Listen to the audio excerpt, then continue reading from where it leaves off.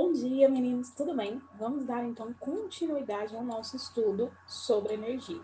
Na aula de hoje, a gente vai ver vários exemplos sobre os tipos de energia renovável e os tipos de energia não renovável. Vamos lá? Só um minuto. É o seguinte, nós já sabemos, né, qual é a diferença entre energia renovável e energia não renovável.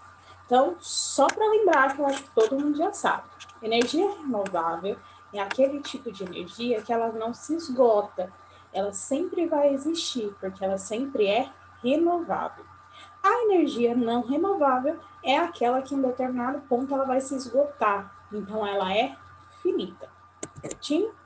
Então, quanto mais usamos as fontes de energia não renováveis, menos teremos em estoque. Então, quais são os tipos mais conhecidos? O petróleo, o carvão mineral, gás natural e também a energia nuclear. Então, são fontes consideradas sujas, porque quando a gente faz a utilização desses tipos de energia, eles vão liberar, então, para a nossa atmosfera alguns gases poluentes. E esses gases poluentes, eles estão diretamente relacionados com o efeito estufa, certinho? Então, o que nós temos que fazer? Diminuir o uso dessa energia e procurar alguma outra para que seja utilizada, de preferência uma energia renovável e limpa. Então, vamos lá. Fontes de energia não renováveis, a gente vai falar de algumas. Os combustíveis fósseis, as fontes fósseis, né? Que vai formar, por exemplo, a gasolina. Então, as fontes fósseis são o carvão mineral, o gás natural e o petróleo e seus subprodutos. O mais conhecido entre eles é o petróleo, né? Que é tirado, então, do fundo dos mares. Então, nós temos a formação dos fósseis, tá? A gente tem a formação dos fósseis, e quando se tira esses fósseis que estão a grande pressão nos fundos dos mares, isso é chamado de combustível fóssil, que vai originar, por exemplo, o nosso petróleo. Esses recursos foram formados há milhões de anos a partir de depósitos de matéria orgânica, plantas, animais mortos, submetidas às condições especiais de temperatura e pressão. Então, como que é formado, então, os combustíveis fósseis? Há milhões e milhões e milhões de anos atrás, os animais e as plantas morreram. E com isso, eles foram sendo, então, enterrados e formados sobre ele uma grande pressão. Com a decomposição desses animais, foi formado, então, um líquido escuro, que quando é retirado é chamado de petróleo.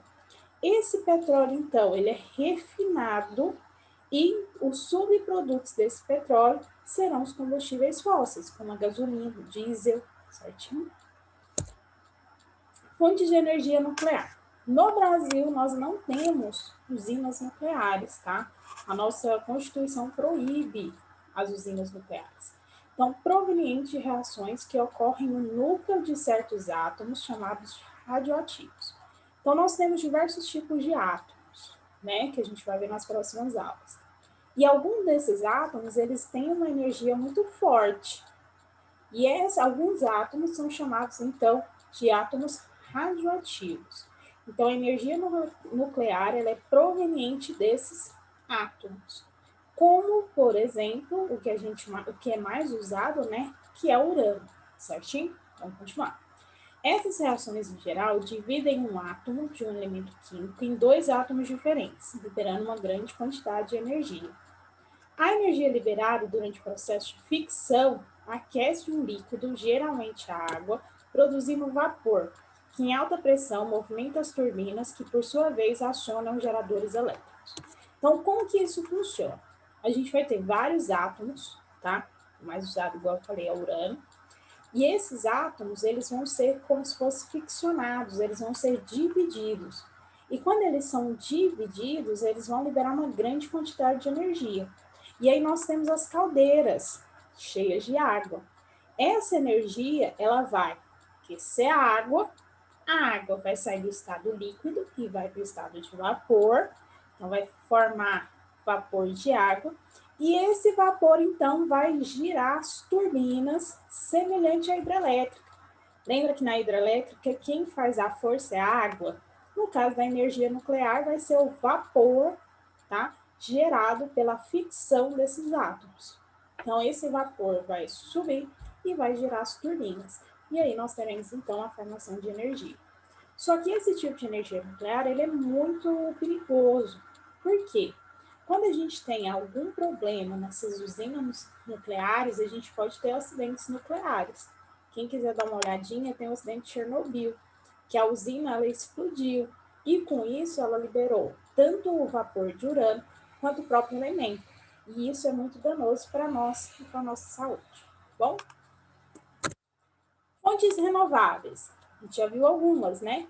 Fontes renováveis são aquelas que não vão se esgotar. Elas sempre estarão se renovando, tá? E são consideradas limpas, ou seja, não vão emitir, então, nenhum poluente durante o seu uso ou a formação desse tipo de energia. As energias hidrelétricas, que a gente já viu, né? Que é a formação de energia através da força das águas.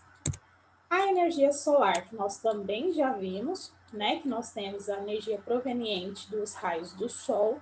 E aí elas vão se dividir em dois tipos, que a gente também já viu, que é o fotovoltaico e o heliotérmico. O fotovoltaico é quando a gente tem a conversão de energia solar em energia elétrica. E a heliotérmica é quando a gente tem a conversão de energia solar em energia térmica, que aí a gente vai ter o aquecimento, então, da água daquele local. E agora a gente vai falar um pouquinho sobre a energia eólica. A energia eólica ela é proveniente, então, da força dos ventos, através dos aerogeradores. Então, a gente tem como se fosse esse catavento, tá? Esse vento vai passar e vai girar a hélice semelhante a um catavento. E essa força, tá? Gerada pelo giro da hélice, vai então ser transformada em energia elétrica, certinho? Essas usinas, elas geralmente ficam em regiões que têm maior vento. Por exemplo, se estivesse aqui em Goiânia, a gente não ia ter energia, porque o vento aqui é muito baixo. Então, esse tipo de energia geralmente ele é usado nas regiões litorâneas, nas regiões de praia. Por quê? O mar ele ajuda então a produzir uma quantidade maior de vento.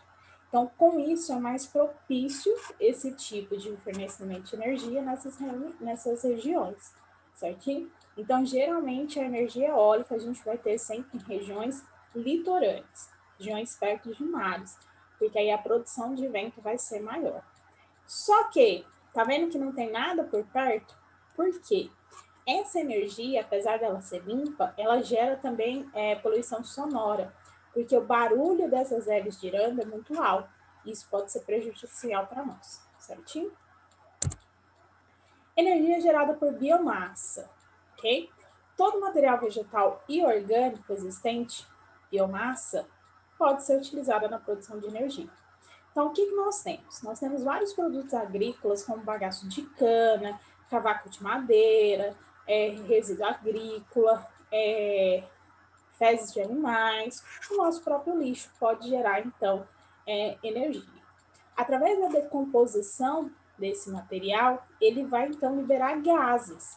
E esses gases podem ser convertidos em energia elétrica. O que eles fazem? Eles pegam esses materiais, colocam em um lugar que a gente vai ter a presença do sol para ajudar a esquentar essa matéria-prima, e eles cobrem. Só que com isso vai formar gases, é igual lixo, né? Ou então alguma coisa que você deixa por muito tempo, ele estufa, né? Ele vai formar um gás. E esse gás, então, ele é convertido em energia.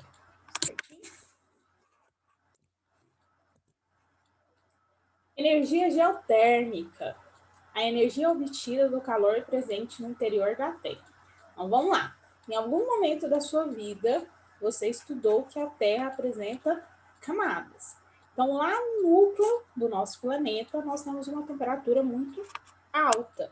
E conforme ela vai saindo, né, ela vai se distanciando do núcleo, essa temperatura ela vai diminuindo. Então, vou lembrar que nós temos a crosta, o manto e o núcleo, certinho? Então, como funciona essa energia? Olha só. Eles fazem um furo na terra, mas tem que ser um furo muito grande, e colocam essa torre aqui, ó, que é a torre de refrigeração. A função dela é o quê? É jogar água nesse furo, certinho? Como a temperatura ela é muito alta no interior da Terra, essa água vai evaporar. Esse vapor de água, então, vai ser utilizado, olha só, vamos ver aqui, ó. Vem, ó, aqui vem, aí tá vendo que vem o vapor sobe, passa para o transferidor de calor. Esse transferidor passa aqui na fase de vapor para a turbina, gira essa turbina e nós temos então a geração de energia. Então, a energia geotérmica é quando o calor da Terra, no interior da Terra, vai fazer a formação de vapor e então produzir energia para nós, certinho? Next, energia oceânica. A energia gerada a partir dessa fonte vem dos oceanos, de onde se aproveita o movimento das águas. Então, semelhante às hidrelétricas, eles estão estudando formas de fazer, então, que o movimento dos oceanos também produza energia elétrica, tá? Bem semelhante, tá vendo que aqui, ó, nós temos algumas turbinas? Então, esse movimento do oceano fazer, então, a produção de energia, certinho? Ó, o aproveitamento dessa fonte ainda está em desenvolvimento, tá? Por quê? Porque o movimento não é tão grande como no rio. Então, tem que ser desenvolvida uma forma desse movimento ser convertido em energia. E o hidrogênio, que também está em fase de experimento, né? Então, o hidrogênio, assim como o urânio, também é um elemento químico, é um átomo. Só que o hidrogênio, ele não é danoso, certinho? Então, que a gente usa o oxigênio na água, por exemplo. Então, o hidrogênio é o menor elemento químico conhecido e está muito presente no nosso dia a dia, na formação da água, plásticos, pães, tá? Atualmente, o hidrogênio ele é aplicado como matéria-prima na síntese de diversos produtos. Seu uso como fonte de combustível ainda está em desenvolvimento. O processo de geração de energia ocorre a partir da reação do hidrogênio com o oxigênio, produzindo calor sem a emissão de poluentes atmosféricos e geração de resíduos. Então, olha só, a gente vai ter uma reação química entre o hidrogênio e o oxigênio. A partir disso, a gente vai ter a geração de calor. E esse calor, então, vai ser convertido a combustível, certinho? Então, olha aqui no carro, por exemplo. Aqui, ó, a gente tem, então, o hidrogênio, né, que vai ter que ser colocado no carro, e a partir da reação com o oxigênio que a gente tem no ar, afinal a gente respira oxigênio, né, vai causar uma reação química, gerando então calor. E aí nós teremos a geração de combustíveis, certinho? Então essas são as principais fontes de energia renovável e não renovável. Agora eu vou mandar para vocês lá no grupo, tá? As atividades. Peço que vocês copiem com bastante atenção, respondam e qualquer dúvida, não deixem passar as dúvidas, qualquer dúvida é só me procurar no grupo ou no privado, certinho? Então é isso, pessoal. Bons estudos e qualquer coisa é só me procurar. Beijinho, tchau, tchau.